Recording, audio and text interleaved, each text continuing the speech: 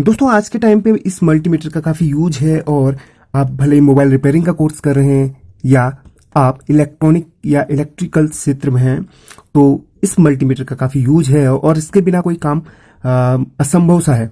तो दोस्तों अगर आप कोई भी काम सीख रहे हैं तो उससे पहले सबसे पहला हमारा स्टेप होता है मल्टीमीटर को सीखना। तो दोस्तों बहुत सारे लोग घबरा जाते हैं क्योंकि इसका इंटरफेस इतने सारे हमें ऑप्शन मिलते हैं तो वो सोचते हैं कि डिजिटल मल्टीमीटर काफ़ी हार्ड है सीखना। तो दोस्तों इसको सीखना काफ़ी इजी है। तो इस वीडियो में आपको इसको बेसिक्स का मैं आपको बता दूंगा। तो दोस्तों बने रही वीडियो में, चलिए शुरू करते हैं।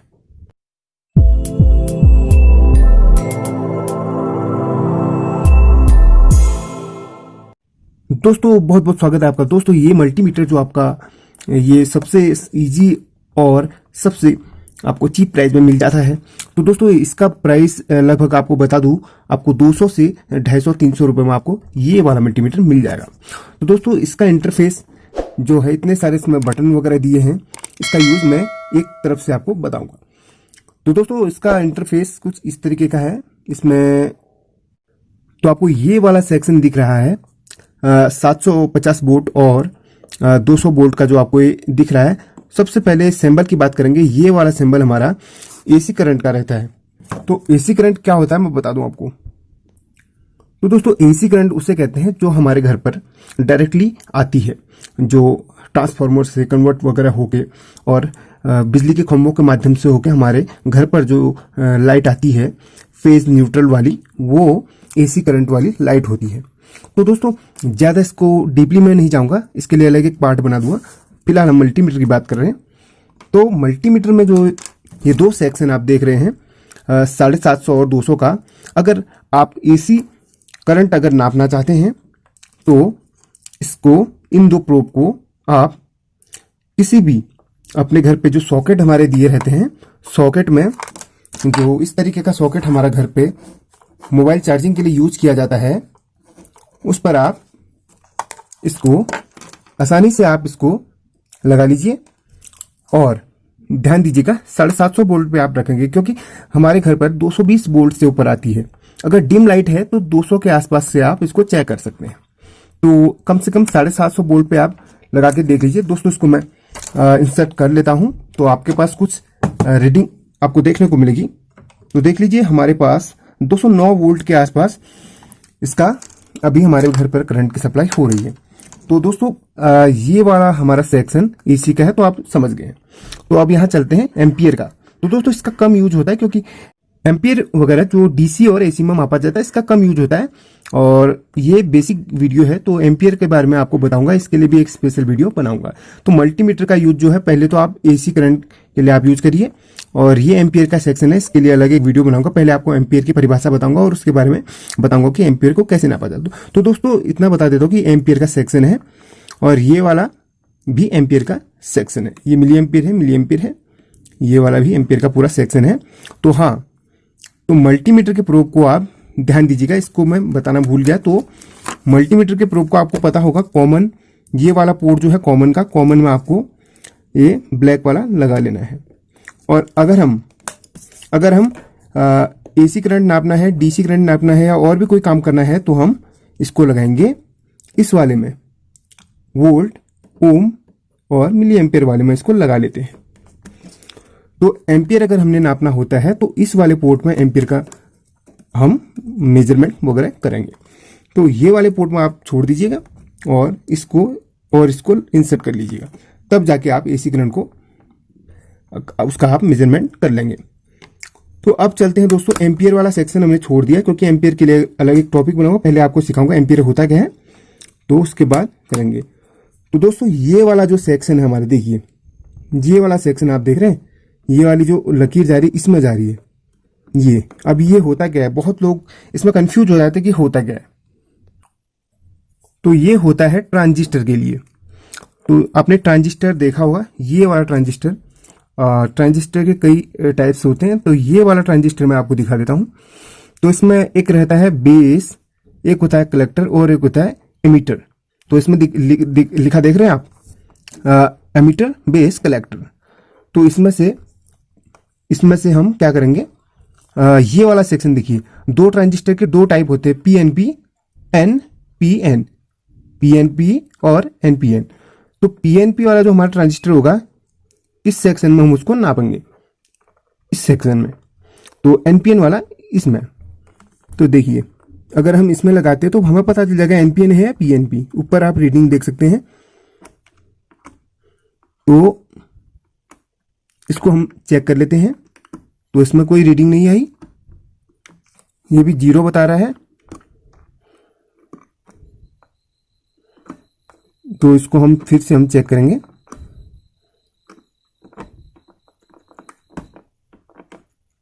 तो देखिए दोस्तों इसमें कुछ आपको रीडिंग शो कर रहा है, ये देख लीजिए कुछ रीडिंग। हाँ तो दोस्तों इस तरीके से कुछ रीडिंग आई। तो दोस्तों ये वाला हमारा है एनपीएन ट्रांजिस्टर।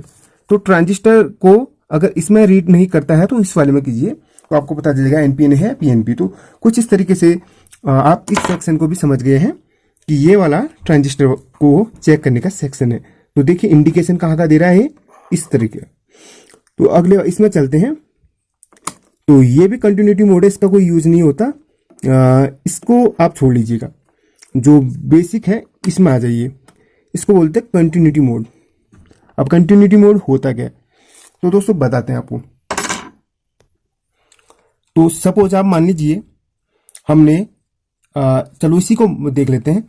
इसमें हमने करंट फ्लो करना है और ये हमारा सोर्स है। सपोज फेस और न्यूट्रल ये हमारा सोर्स हो गया।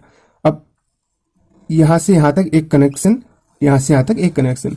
तो यहां से यहां तक हमारा जो कनेक्शन जा रहा है बीच में ब्रेक तो नहीं है। अगर ब्रेक होगा तो अब नापते हैं। देखिए इसको हमने कंटिन्यूटी मोड में रख लिया।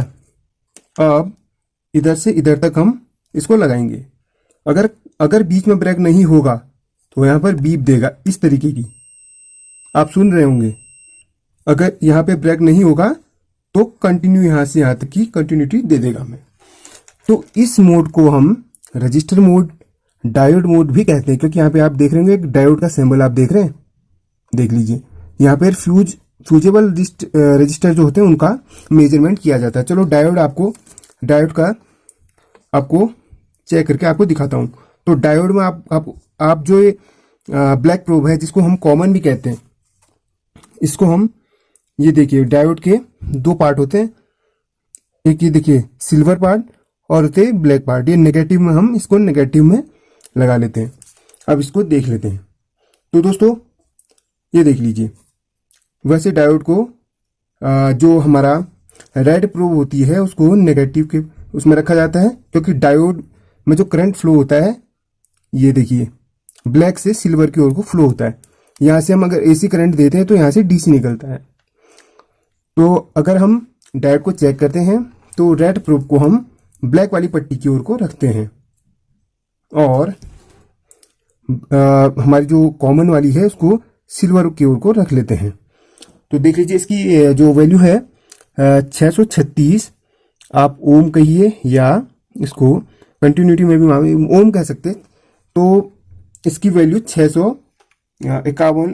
तो दोस्तों अप डाउन हो रही है, लगभग 650 के आसपास की जो वैल्यू है इसको हम मान के चलते हैं। और अगर यही डायोड हमारा शॉर्ट हो जाता है तो दूसरे सिरे से भी यह या तो कंटिन्यूटी बीप बजाएगा या इसमें कुछ रीडिंग वगैरह आएगी। तो डायोड जो सही होता है वह एक तरफ से हमारा रीडिंग शो करता है। तो अगर ये बीच में जल जाता है, ब्रेक हो जाता है, तो यह इस तरफ से भी हमारा रीडिंग शो करने लग जाता है। चलो इसका भी एक एग्जांपल आपको दे देता हूं।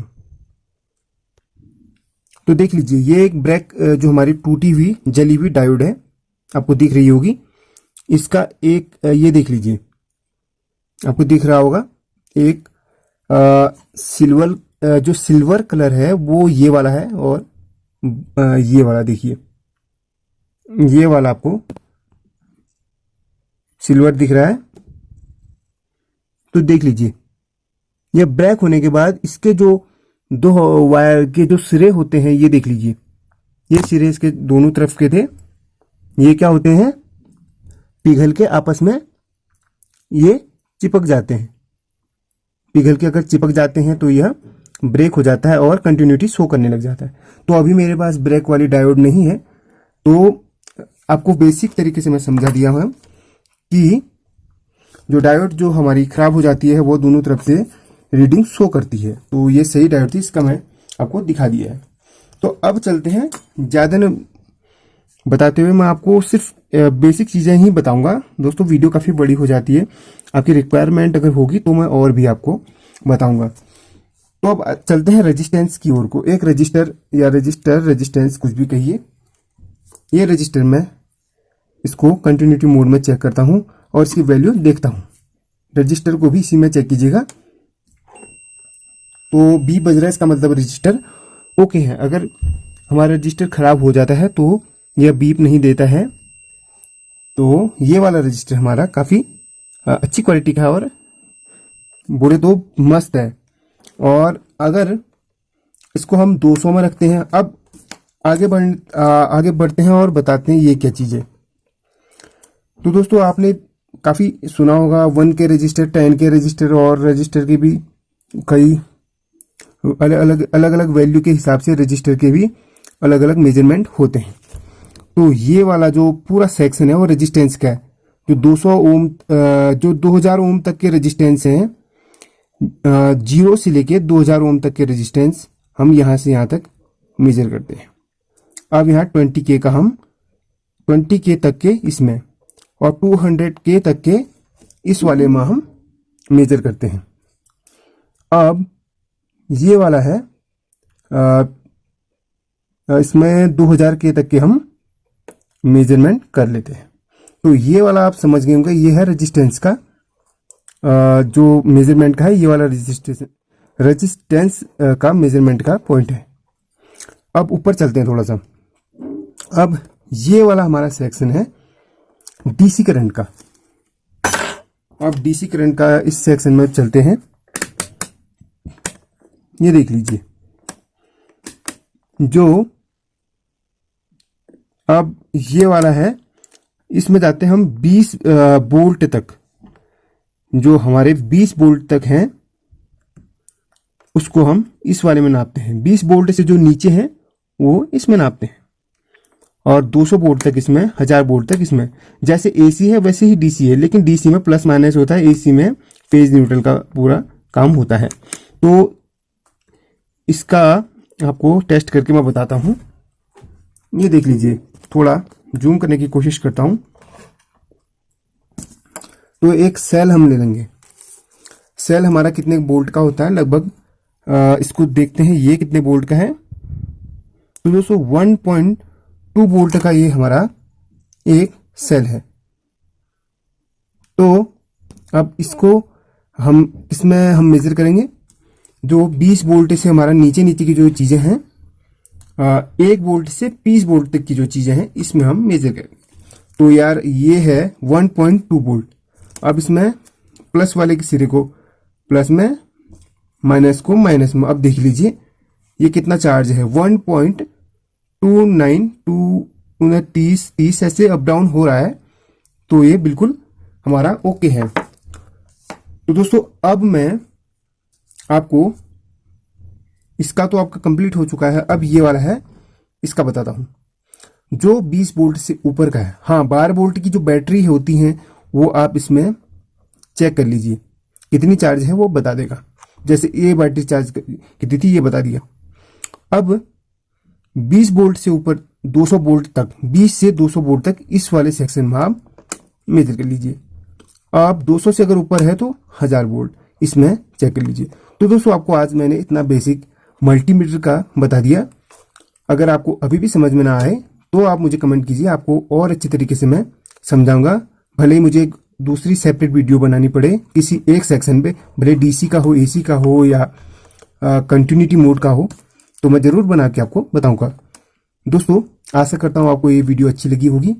अगर अच्छी लगी है तो लाइक कीजिए, अगर कहीं पे कमी है तो कमेंट कीजिए। अगर आपको लगता है कि मेरे चैनल को सब्सक्राइब करना चाहिए तो जरूर सब्सक्राइब कर लीजिए। तो मिलते हैं कल फिर एक अच्छे से टॉपिक में, अच्छी सी वीडियो में। तब तक के लिए जय हिंद, जय भारत।